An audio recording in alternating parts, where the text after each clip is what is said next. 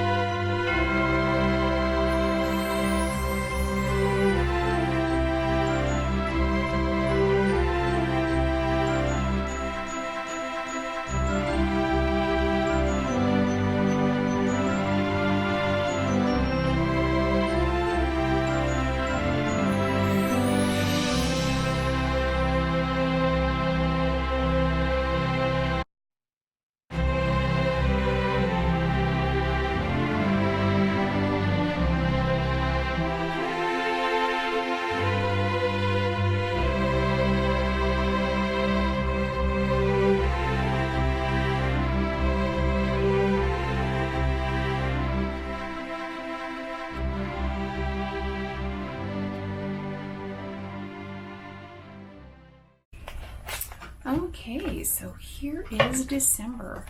This one turned out really cute. It was really easy.